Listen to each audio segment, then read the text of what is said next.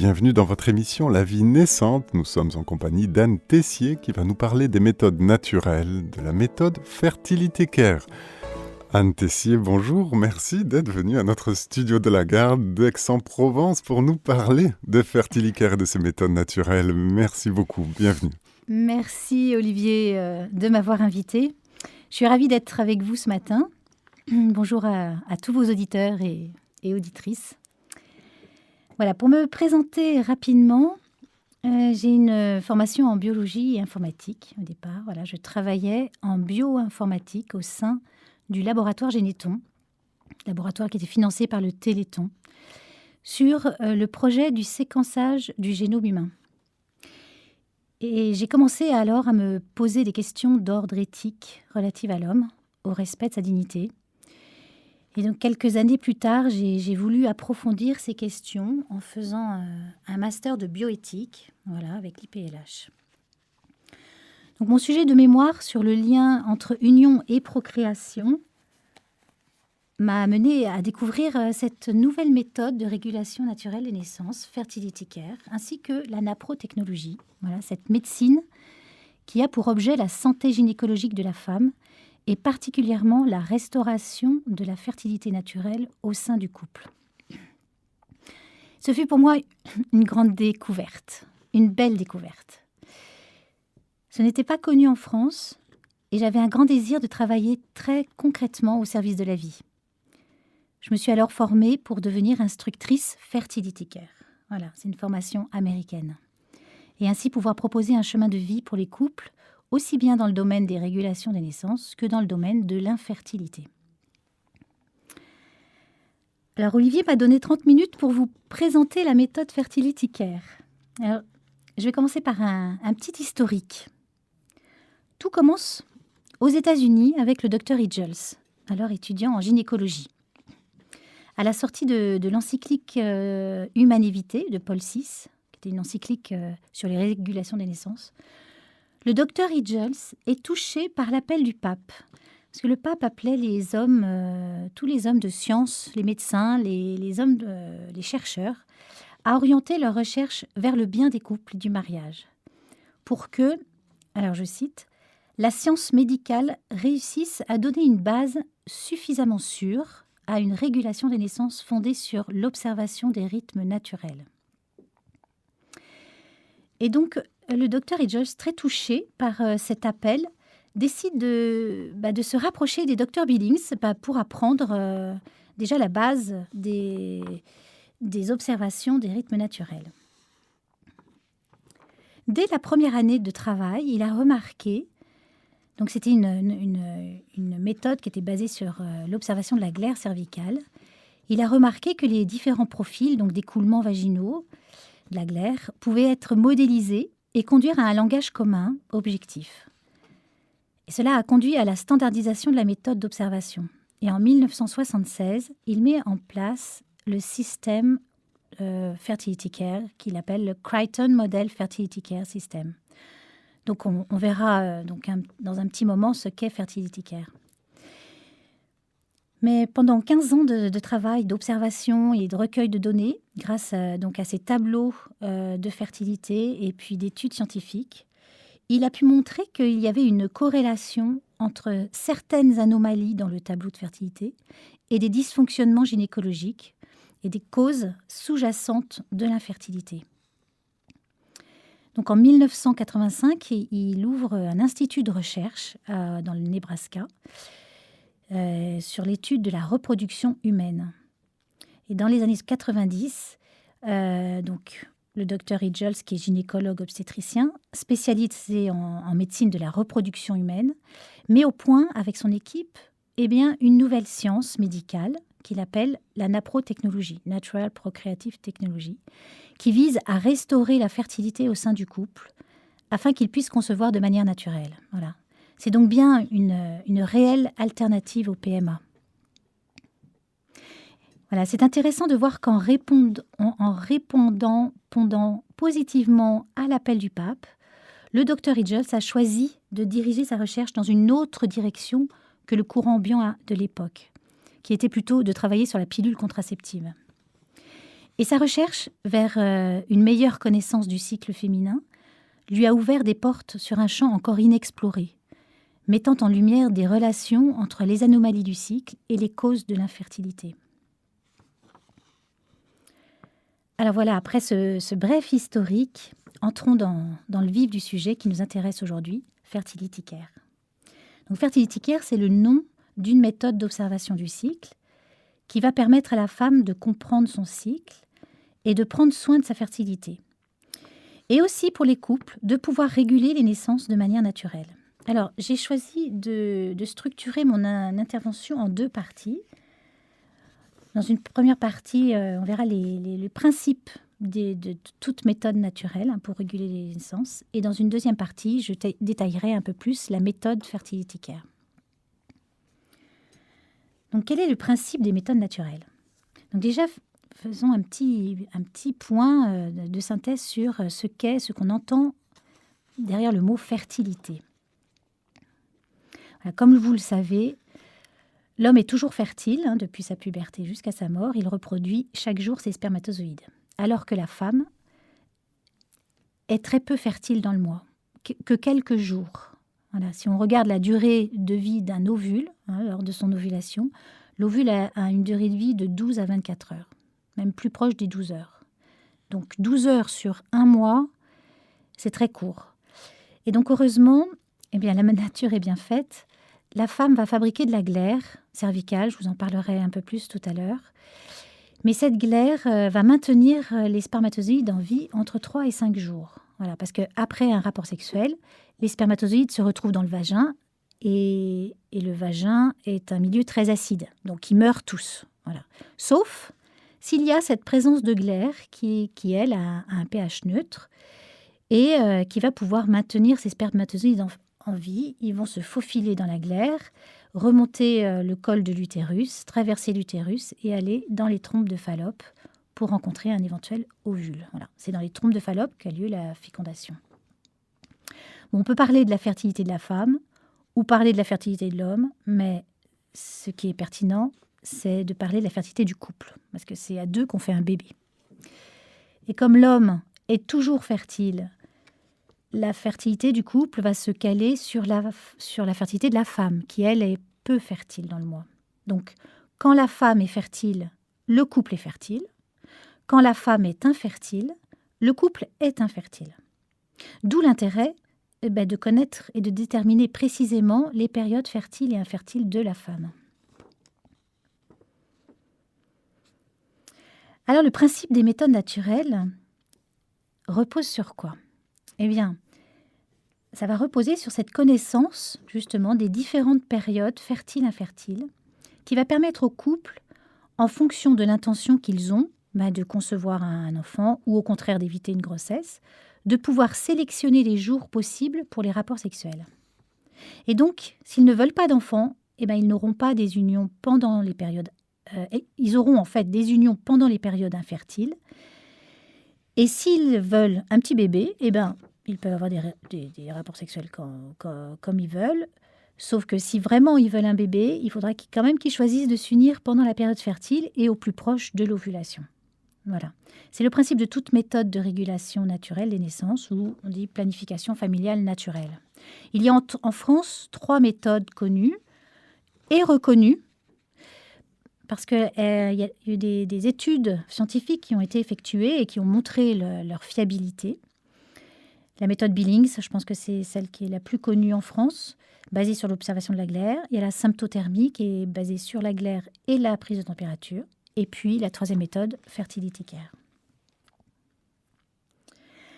Alors comme je vous le disais, le principe de toute méthode naturelle est de pouvoir déterminer avec précision les périodes fertiles et les périodes infertiles du couple, afin qu'ils puissent adapter leur sexualité en fonction de leur intention. Alors, il va de soi qu'on est 2 pour faire un bébé. Eh bien, on est aussi 2 pour ne pas faire de bébé. Et c'est un point très important de comprendre que ces méthodes se vivent ensemble, en couple, à 2. C'est du bon sens et en même temps, ce bon sens a pu se perdre avec l'arrivée de la contraception depuis 70 ans. Cela a façonné un peu les mentalités dans une autre direction.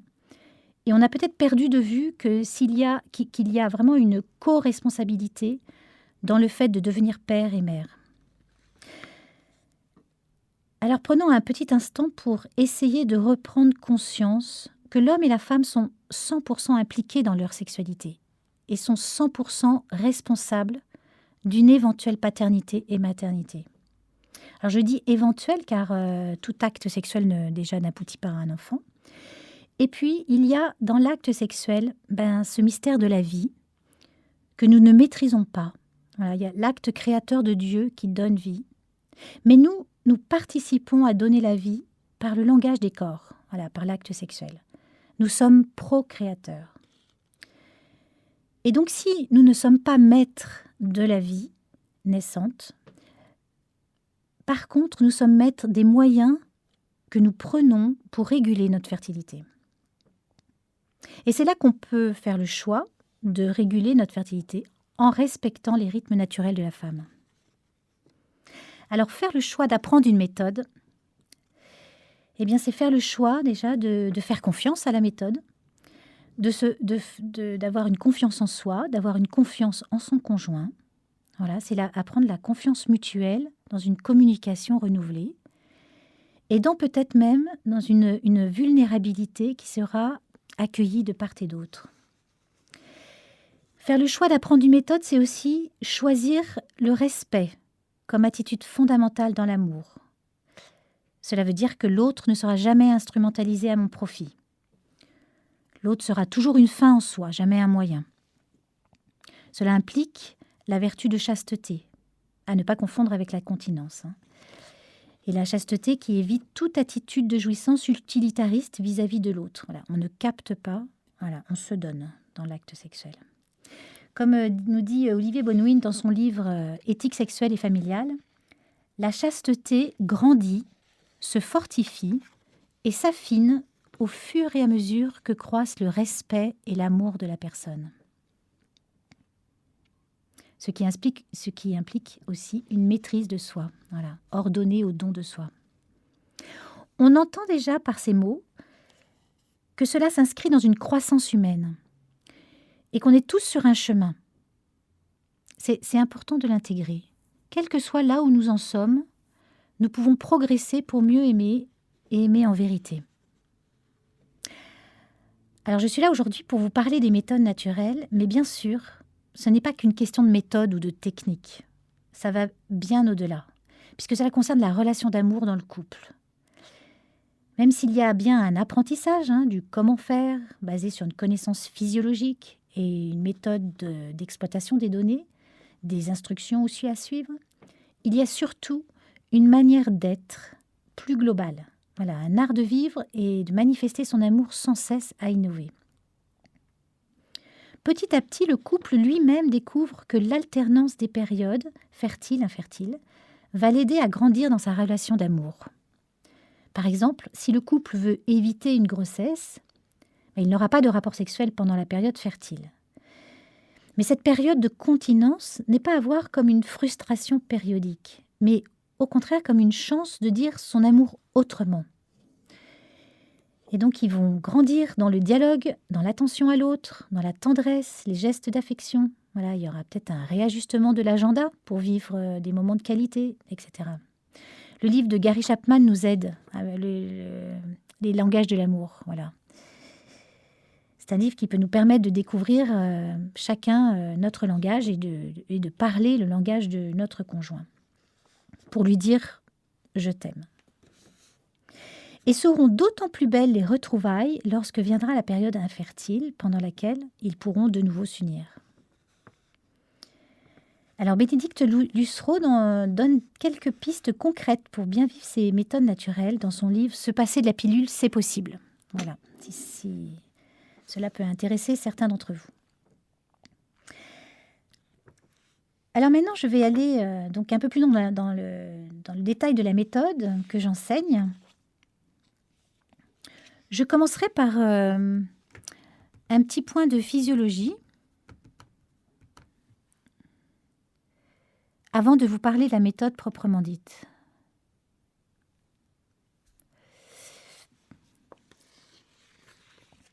Voilà, c'est important de comprendre comment se déroule le cycle féminin dans ces grandes étapes. Alors d'habitude, j'ai des schémas comme support. Voilà, je vais essayer d'être la plus claire possible dans mes explications, voilà, pour ne pas vous perdre. Alors, un petit résumé de l'anatomie de la femme au niveau de ses organes reproducteurs. Donc, l'utérus est un muscle creux, ouvert vers l'intérieur, vers les trompes de Fallope. Ces trompes sont à proximité des ovaires, dans lesquels la femme a tout son potentiel de gamètes sexuels, les ovocytes, voilà, dès sa naissance. Alors que l'homme fabrique tous les jours ses spermatozoïdes, la femme a tout son potentiel à la naissance. Cet utérus est aussi ouvert vers l'extérieur, sur le vagin, via le col de l'utérus. Dans ce col se trouvent des cryptes cervicales, et c'est ces cryptes cervicales dans ces cryptes cervicales est fabriquée la glaire cervicale. Cervix, ça veut dire col, et c'est pour ça qu'on l'appelle glaire cervicale, parce qu'elle est, ou mucus, de temps en temps cervicale. La glaire, par la gravité, va tomber, va s'écouler à travers le vagin, se retrouver au niveau de la vulve, et la femme peut alors observer cette glaire à l'extérieur de son corps. Alors, les différentes phases du cycle, en fait, le cycle contient 2 grandes phases, voilà, pour simplifier, la phase préovulatoire et la phase post-ovulatoire. Et l'élément important du cycle est l'ovulation. Ce ne sont pas les règles. Ce que l'on constate, c'est que la phase post-ovulatoire est stable. D'accord ? Quand la femme a ovulé, elle va avoir une longueur stable. Toujours, alors pour chaque femme, ça sera toujours le même nombre de jours, plus ou moins 1. Par exemple, si c'est une longueur de 12 jours, ça sera 12, 11, 12, 13. Voilà. Et dans le panel des femmes, cette deuxième phase du cycle peut être comprise entre 9 et 17 jours. Alors que la phase préovulatoire, la première phase du cycle, elle est variable. Et c'est pour ça que la femme peut avoir de temps en temps des longueurs de cycle qui varient, parce que cette première phase de cycle va varier. C'est intéressant de comprendre cette norme de cycle, parce que justement, si on dit que la deuxième phase du cycle est stable, et qu'elle ne l'est pas, si la femme constate qu'elle a une phase de 5 jours ou de 10 jours, et puis le cycle d'après c'est 13 jours, et puis de nouveau 7 jours, etc. Donc ce n'est pas stable, et bien ça montre qu'il y a quelque chose qui ne va pas bien et qu'il faut aller voir. Maintenant, au niveau des ovaires, qu'est-ce qui se passe à chaque cycle ? Donc, dans notre cerveau, le cerveau est le pilote dans l'avion, donc, et le commandeur. Le cerveau, dans notre cerveau, il y a 2 glandes, l'hypothalamus et l'hypophyse. Et ces glandes vont sécréter des hormones spécifiques pour venir stimuler les ovaires. Voilà, par exemple, sous l'hormone de la FSH, Follicle Stimulating Hormone, une dizaine d'ovules dans l'ovaire vont être stimulés chaque mois et vont commencer à développer un follicule. Le follicule va se développer et croître autour de ce petit ovule. Et en se développant, le follicule va produire des œstrogènes. Les œstrogènes, ce sont les hormones de la première phase du cycle. Alors, pour rappeler, une hormone, c'est une petite molécule chimique qui est fabriquée par une glande, qui se retrouve dans le sang et qui va avoir un effet, un signal, un message, une action à un autre endroit du corps. Et donc, ces follicules sécrètent des œstrogènes, et ces œstrogènes vont aller vers le col de l'utérus, stimuler les cryptes cervicales pour qu'elles fabriquent de la glaire. Donc, mesdames, si vous ressentez de la glaire, si vous voyez de la glaire apparaître, c'est que vous avez un taux d'œstrogène assez important dans le sang. Alors, ces follicules qui se développent sont un peu en compétition.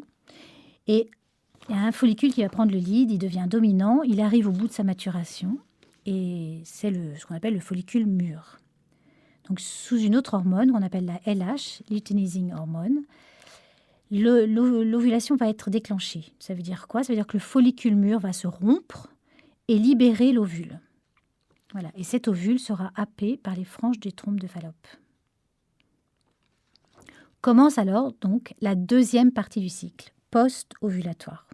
Ce tissu folliculaire se transforme en corps jaune et va produire de la progestérone. Voilà, la progestérone, c'est l'hormone de la deuxième partie du cycle. Alors cette progestérone va modifier la glaire cervicale parce qu'en première partie du cycle, sous les œstrogènes, la glaire, justement, la femme peut observer sa glaire. Ça veut dire que cette glaire, elle est fluide, elle est aqueuse et elle peut être observée à l'extérieur du corps de la femme. Eh bien, cette progestérone, en deuxième partie du cycle, va modifier la glaire et cette glaire va devenir compacte. La femme ne pourra plus rien observer. Ce que va faire aussi la progestérone, c'est qu'elle va préparer la paroi utérine pour permettre à un éventuel embryon de venir s'y nider. Voilà. Les œstrogènes en première partie développent l'endomètre parce qu'après les règles, l'endomètre a une épaisseur très très fine. Donc l'endomètre c'est la partie extérieure, la paroi utérine extérieure. Voilà. Donc sous les œstrogènes, l'endomètre se développe. Et sous la progestérone, en deuxième partie du cycle, l'endomètre va se stabiliser, va se vasculariser et va sécréter un fluide nourrissant, voilà, pour éventuellement accueillir un embryon. Alors si l'embryon est présent, eh bien, il prend en charge son propre développement. La femme ne sait pas qu'elle est enceinte à ce moment-là. Et donc, il envoie un signal au cerveau. Le cerveau dit « Ah ben très bien, il y a quelqu'un, donc je continue d'envoyer de la progestérone. » Et donc, le corps jaune continue d'envoyer de la progestérone parce que la progestérone a un rôle très important dans le développement de l'embryon. Donc ça, c'est à prendre en compte parce que si le taux de progestérone est trop bas, eh bien, il peut y avoir risque de fausse couche précoce. Mais par contre, s'il n'y a pas d'embryon, eh bien le cerveau, il n'a pas ce signal de cette présence. Il dit, il n'y a personne, donc j'arrête la production de progestérone. Et donc, la chute de progestérone et aussi d'œstrogène, parce qu'il y a aussi il y a des œstrogènes en deuxième phase du cycle.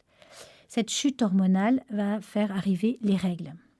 Et qu'est-ce que c'est que les règles? Eh bien, c'est une desquamation des cellules de l'endomètre. C'est l'endomètre qui va s'évacuer. Donc vous voyez bien que les règles sont un processus biologique qui arrive en fin de cycle. Voilà.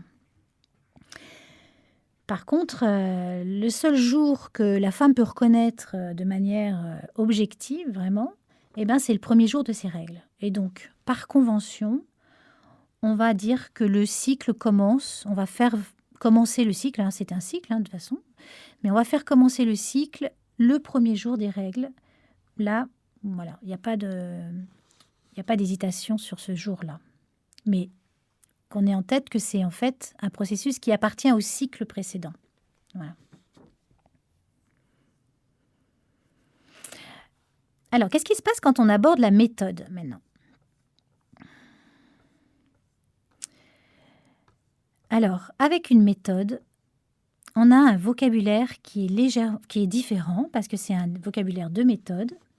Par exemple, il y a des termes qui changent. C'est-à-dire que l'ovulation, c'est un mot biologique, d'accord, qui a une réalité biologique. Mais aucune femme et aucune méthode peut vraiment dire quand a lieu exactement l'ovulation, d'accord? Donc avec une méthode, on ne va pas parler d'ovulation, on va parler de jour pic. Alors dans Fertility Care, on parle de jour pic. Qui est un jour qui va être observé par la femme et de manière assez précise. Donc, la femme pourra identifier avec précision son jour pic. Et les études ont montré que 95% des femmes ovulent dans la région pic -2, pic +2. Voilà, dans cette région-là. Donc, la femme pourra dire « oui, je suis en train d'ovuler, j'ai tous les symptômes, etc. » Mais oui, peut-être elle sera en train d'ovuler, mais peut-être pas. Peut-être qu'elle aura déjà ovulé, peut-être qu'elle n'ovulera que dans quelques heures, etc. Donc, bien sûr, c'est 95% de femmes qui ovulent dans cette région-là. Et donc, il y a une toute petite partie 5% de femmes qui ovulent pic plus 3. Donc on a une région dont on est sûr qui renferme l'ovulation. Mais vous voyez, c'est comme une courbe de Gauss. C'est-à-dire que la grande majorité des femmes vont ovuler le jour pic. Et puis une moins grande nombre de femmes ovuleront pic moins 1, pic moins 1, pic plus 1. Et puis encore un plus petit nombre de femmes ovuleront pic moins 2, pic plus 2. Vous voyez, puis encore un très petit nombre, pic plus 3. Donc, quand la femme identifie son jour pic, elle est quand même très très proche de son ovulation.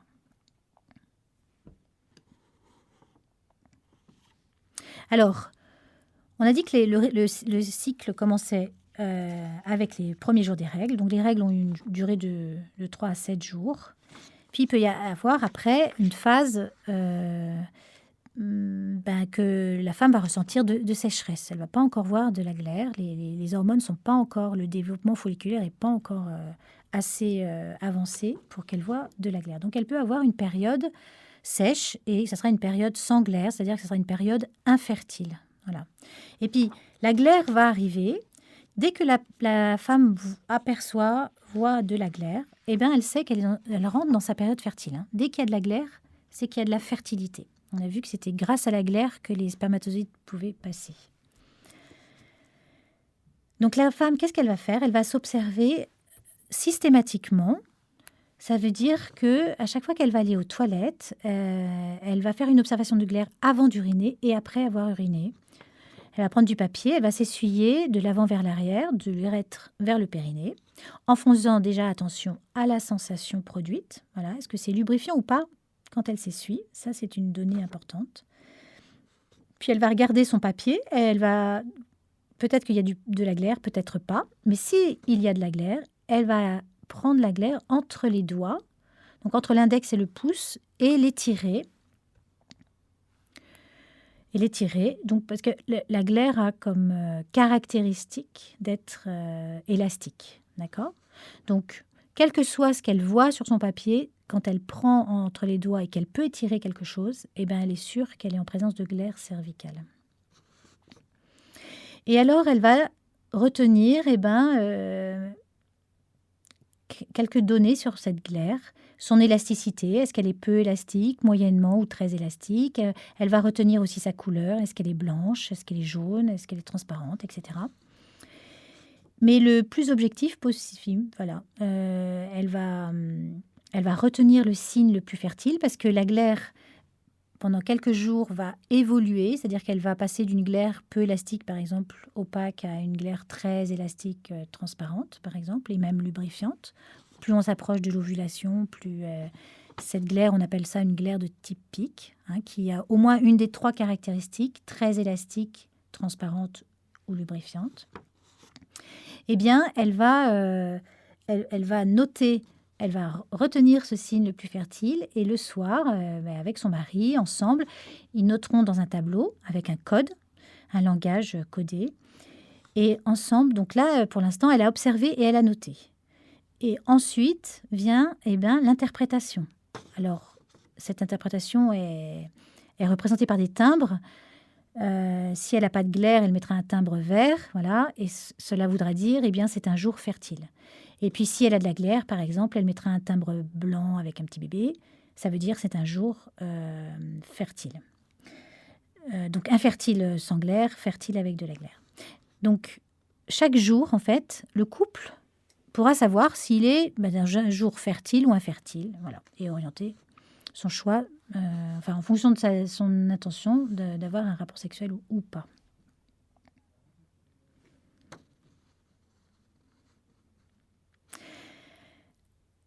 Alors, comment elle reconnaît son pic? Alors, parce qu'elle a plusieurs jours de glaire de type pic, et puis un jour, il va y avoir un changement assez brutal. Il va plus y avoir de glaire, ou alors encore un peu de glaire, mais ça ne sera pas de la glaire de type pic, comme je l'ai détaillé tout à l'heure. Et donc là, elle va se dire, il y a vraiment un changement. Donc, c'était la veille qui était mon jour pic. Le jour pic est déterminé, en fait, le lendemain. Voilà. Donc, elle va le noter dans son tableau. Et puis, on a vu qu'il y avait 3 jours après le pic potentiellement fertile parce qu'elle peut ne pas ovuler le jour pic, mais peut-être le jour pic plus 1 ou pic plus 2. Voilà. Donc il y a 3 jours potentiellement fertiles.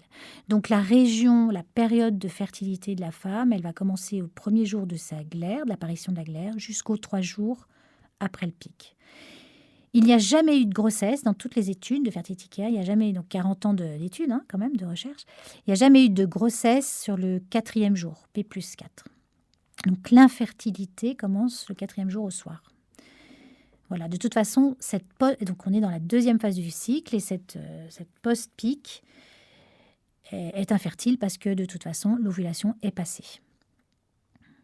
Et on a dit tout à l'heure qu'elle était stable aussi. Donc, c'est intéressant ça aussi parce que la femme, quand elle identifie son pic, elle peut savoir aussi quand est-ce qu'elle aura ses règles. Voilà, ce qui peut être intéressant dans certaines situations.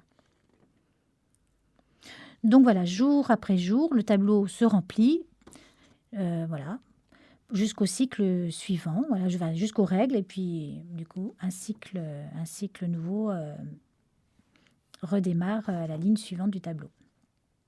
Et donc ainsi, la femme peut voir apparaître le profil de ses cycles. Et peut-être aussi voir apparaître des anomalies du cycle. Par exemple, si elle n'a pas de glaire, ou très peu de glaire, une glaire limitée. Ou alors une longueur deuxième cycle, de la deuxième partie du cycle variable. On a vu que c'était un petit problème quand même. Ou alors sa deuxième phase du cycle qui est trop courte. Ou elle peut aussi remarquer qu'elle a des spottings prémenstruels, c'est-à-dire des saignements très légers avant les règles. Ça peut être 2 jours avant, ça peut être 3 jours, 4 jours, 5 jours avant les règles. Alors les règles ont une caractéristique de reconnaissable, c'est qu'elles ont un flux qui est croissant et décroissant. D'accord ? Ou alors, les règles commencent directement avec un flux abondant et qui décroît. Si le flux est toujours constant, des petits saignements constants comme ça, jour après jour, ce ne sont pas des règles. Voilà. Ce sont des saignements et qui sont pas forcément, qui sont inhabituels, qui sont pas forcément anormaux en fonction du cycle. Faut voir où c'est. Mais les petits saignements qui ont lieu avant les règles, les spottings prémenstruels, ce n'est quand même pas normal et ça montre très probablement que la progestérone est trop basse. Voilà. Et donc, il y a un risque de fausse couche. Encore. On a vu que la progestérone était importante pour le développement de l'embryon. Elle peut remarquer aussi qu'elle a un syndrome prémenstruel. C'est-à-dire, le syndrome prémenstruel, c'est un ensemble de symptômes qui a lieu dans la deuxième phase du cycle et qui va la mettre... elle peut avoir des maux de tête, des maux de ventre, elle peut être irritable, elle peut avoir une tendance aux larmes, même un état dépressif, voilà, ou alors être dans un état où elle se sent complètement submergée. Alors, 2 jours avant les règles, tous ces symptômes sont à peu près normaux. Voilà, 2 jours avant les règles, il y a un chute hormonale, il y a un changement hormonal qui provoque ces symptômes. Mais quand ces symptômes commencent à apparaître 1 semaine avant les règles ou 15 jours avant les règles, là, ça devient plus du tout normal. Voilà. Et le syndrome prémenstruel n'est pas une fatalité. C'est vraiment à prendre en compte et à soigner.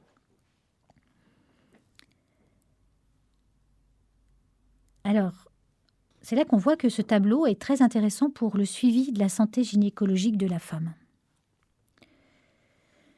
Donc, si besoin, elle pourra aller voir un médecin formé en aprotechnologie qui pourra la prendre en charge. Et lui, il saura aussi lire son tableau. Voilà. Le tableau est codé et il est compréhensible et par l'instructrice, et par le couple, et par le médecin. Il pourra lui donner un traitement adéquat. Voilà. Et ce qui est intéressant, c'est que la naprotechnologie, donc cette médecine, cette approche médicale, tient compte et est toujours en collaboration avec le cycle naturel de la femme. Donc, tel examen sera fait tel jour du cycle, tel traitement sera donné, sera pris tel jour du cycle. Voilà, il n'y a pas de jour absolu. C'est toujours en fonction du cycle en cours. Le 14e jour n'existe pas, d'accord ? Il faut oublier le 14e jour. Soi-disant, la femme ovule le 14e jour. Oui, peut-être, mais peut-être pas. Donc, on ne peut pas prendre ce 14e jour comme une valeur absolue. Vous comprenez ? Si elle ovule le 20e jour, elle ovule le 20e jour. Que 13%, dans les études américaines, 13% des femmes ovulent le 14e jour. Donc, c'est quand même pas la majorité. Donc, on oublie le côté calendrier. Si c'est le 8e jour du cycle, on ne va pas se dire « Ah, c'est le 8e jour du cycle, je suis encore loin du 14e jour, donc on peut avoir un rapport sexuel. » Non, parce que justement, peut-être que ce cycle-là, vous allez ovuler d'une manière précoce, vous allez ovuler le 10e jour, et là, vous pouvez très très bien avoir un petit bébé, voilà, en ayant un rapport le 8e jour. Donc, chaque jour, le couple sait s'il est fertile ou infertile, et chaque jour, il pourra faire son choix. Voilà. Mais on peut pas, il n'aura pas de vue sur l'avenir. Voilà. Alors pour conclure, toute femme peut apprendre à s'observer et à comprendre son cycle, qu'elle ait des cycles réguliers ou irréguliers, ou après l'arrêt d'une pilule contraceptive. Voilà, ce système d'observation lui permettra de suivre sa santé gynécologique, comme on l'a vu. Et le couple qui utilise Fertility Care peut l'utiliser de deux manières, soit pour favoriser, soit pour éviter une grossesse. Et si un couple rencontre des difficultés pour concevoir, il pourra commencer un parcours NAPRO en parallèle avec un médecin pour avoir une assistance médicale appropriée. Voilà. Et je termine pour dire que la naprotechnologie est arrivée en France en 2010. Voilà, il y a une association maintenant qui s'appelle Napro France depuis 2016. Il y a 89 instructrices et 16 médecins dans cette association. Et vous pouvez retrouver toutes les informations sur notre site napro.fr. Et pour vous donner certainement le goût d'aller voir de plus près, quelques témoignages, n'est-ce pas, Anne Tessier? Oui, alors j'ai quelques témoignages sur la méthode donc, de régulation des naissances, mais aussi sur le fait que cette méthode peut ouvrir les portes à une assistance médicale. Là, par exemple, j'ai un témoignage d'un couple. Voilà. Nous avons entamé c'est pour vous montrer aussi comment se passe aussi le parcours NAPRO. Nous avons commencé un parcours NAPRO au bout d'1 an d'infertilité secondaire.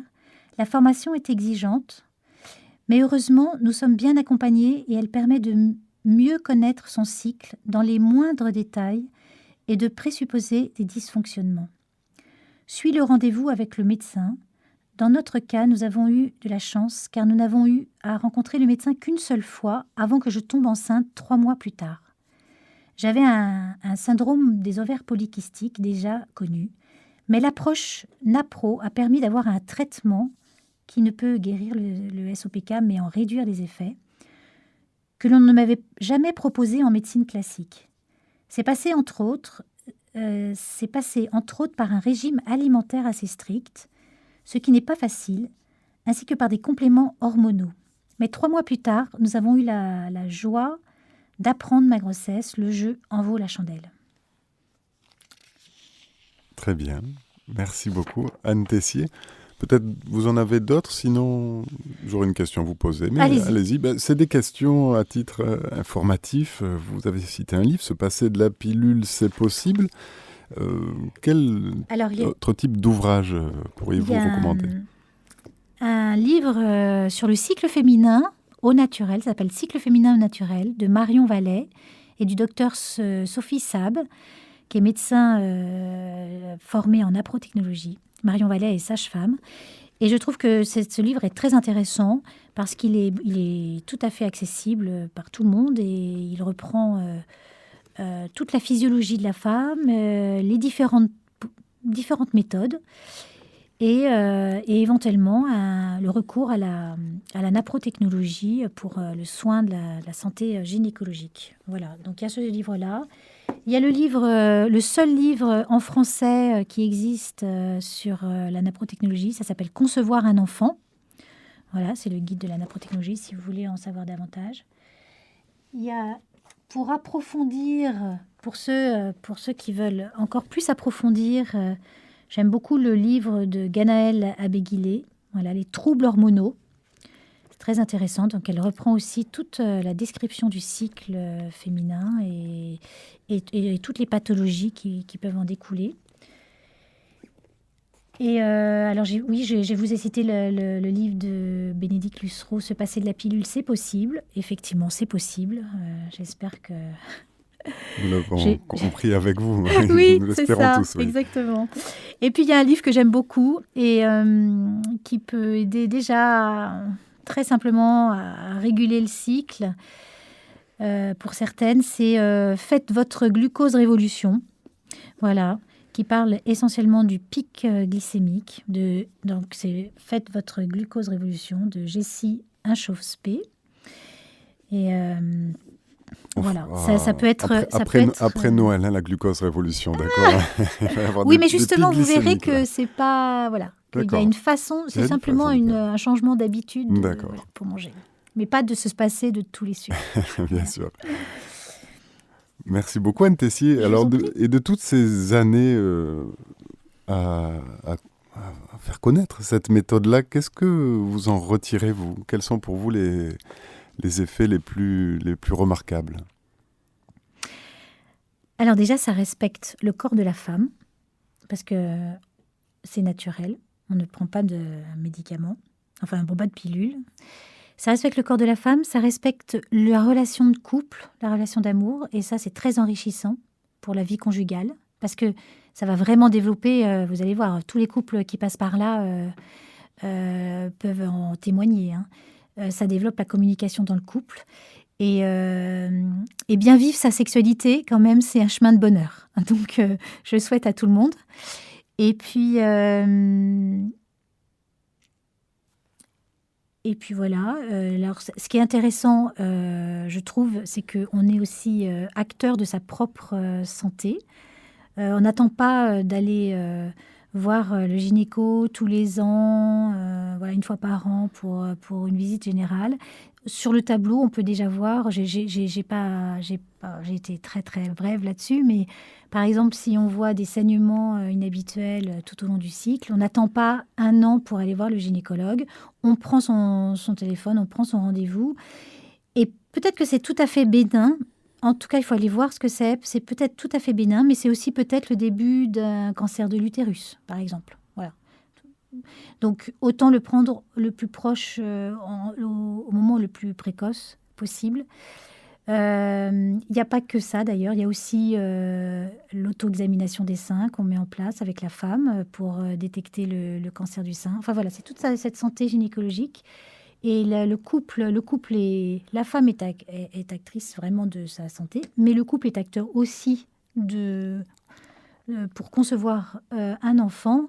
Et quand l'enfant se fait attendre, eh bien, il prend en charge lui-même les moyens. Il prend les moyens d'aller voir donc une instructrice pour apprendre à bien repérer les phases fertiles.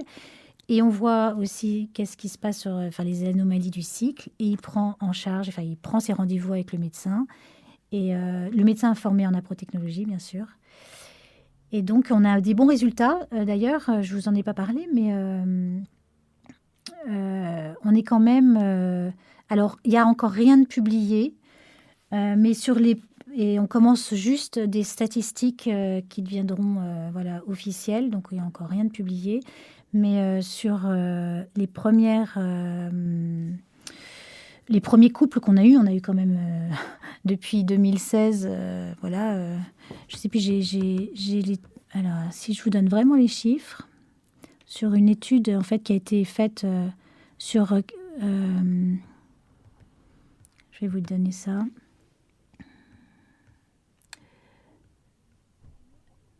Alors si je retrouve le tableau, voilà. Donc en fait, en 2018, on avait 2000 couples, d'accord, qu'on avait pris en charge. 67% étaient suivis en afrotechnologie, 33% suivis en régulation. Et on a eu 35% de naissances. Bon.